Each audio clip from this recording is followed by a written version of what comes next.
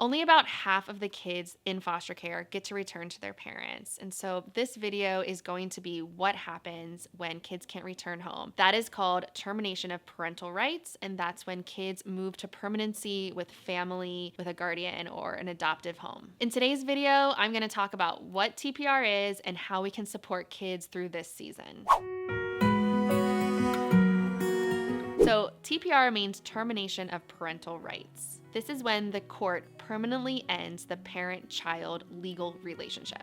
Now, the process of TPR is different depending on where you are. So sometimes the court progresses and there's usually a time frame to how long a case can be open, usually 1 to 2 years, until the court moves to TPR, because the goal of the court is to find permanency for the kids. For little kids and babies, sometimes that timeline can move faster. Often there is an appeals process, so the parents can appeal and that enters the appeals court, and the legal policies that, happen from there are different depending on where you live. After TPR and after the appeals process, then the child will be placed into a permanent plan. So sometimes they will move into a permanency provider. Sometimes they will stay with their foster parent. It really depends on the circumstances of the case. As a foster parent, you will likely know when TPR is coming up. So I always recommend attending court hearings if you're allowed, because that will be your clue as to how the case is progressing.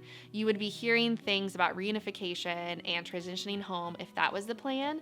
But if you're hearing in court that they're moving towards stopping services for the parents and considering terminating parental rights, you know as a foster parent that this change might be coming up. Of course, nothing is for sure until a judge orders it, but there is an opportunity for foster parents to start prepare and gather knowledge and prepare the child. I highly recommend you talk to the child's advocate so that you understand the court process for this child specifically. Depending on the child's age and developmental needs, the child might be looped into the plan, especially if they're an older kid, they may be attending the same court hearings. It's important that you connect with the worker and perhaps the child's therapist to know how you are looping the child into what is going on. Some kids do very well with a lot of information and want to know what's going on, want to have as much control as possible, while other kids, it does not make sense to include them in all the details until an actual plan has been solidified. Your worker and the professional team can help you navigate that. So I know for me, I use books to help me prepare for conversations and also talk to kids about some of these complex foster care issues. So I want to share some books that might help you if the child is experiencing TPR. Okay, so first, this is called Families Change, and this is an entire book about termination of parental rights. It talks about, how families change. The kids might be living with grandparents, they might go with siblings, or they might be adopted. Another book that is helpful is Maybe Days. This talks about foster care in general and the different components. And there is a part of the book that talks about the lawyers and the judges and how they make the decisions about the future in the child's life. So this book I don't actually recommend for traditional foster parenting when a child is working towards reunification, but in the case where a child will be moving on to permanency like adoption, this one is a little bit more in line because the book ends and talking about not returning to parents. So this book could work for your family if that's where the case is headed. And lastly is this Deli Duck book. I will say this is for a much younger audience, and I do change some of the words because I don't love how the mother duck is depicted, so I change some of the words, but essentially it walks through how the little baby duck moves in with a foster parent and then moves houses again to an adoptive parent. So this can be age appropriate for a little toddler. Another thing that I personally do before I am entering into a difficult conversation with a child is I try to anticipate what questions they might ask me so I can be prepared with an answer. Here are some questions that they might be asking you. For example, are you adopting me? Where am I going to live? Why can't I move back home with my mom and dad? What happened? Are they okay? If my mom gets better, can I go home? What about my siblings? And they might have specific questions about what adoption, what guardianship is. So it is important, especially for older kids, to have knowledge of what that means for them. Today's video is a heavier topic, so I want to take a moment and sit back and talk about your mental health as caregivers. And thank you to BetterHelp for sponsoring this video.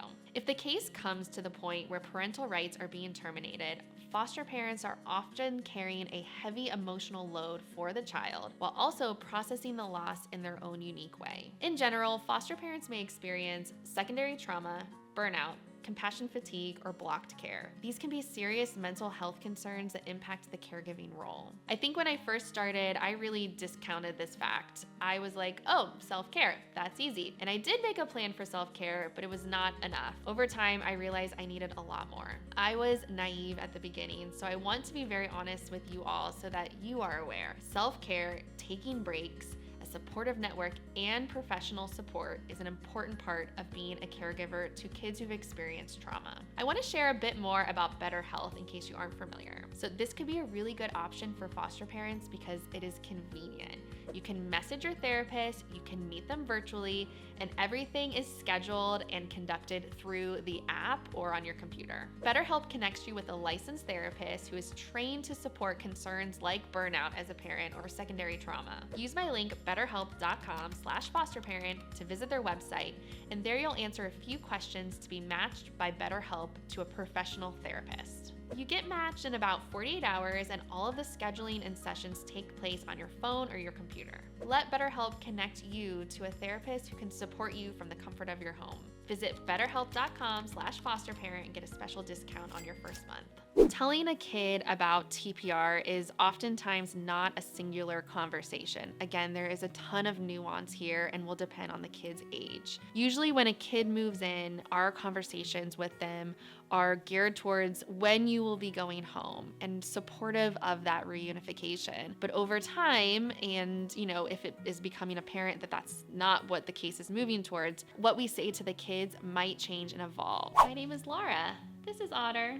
Hello.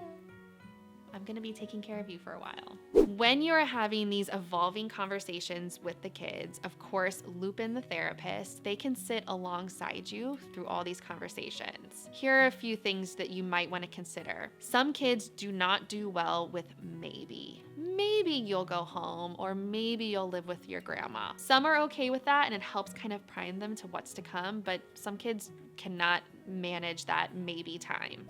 I know you miss your mom. I hope that you can return home soon. Sometimes when you're talking about a big change in a child's life, it's also helpful to tell them what is not changing. So what is staying the same for them? Maybe they will be with their siblings still.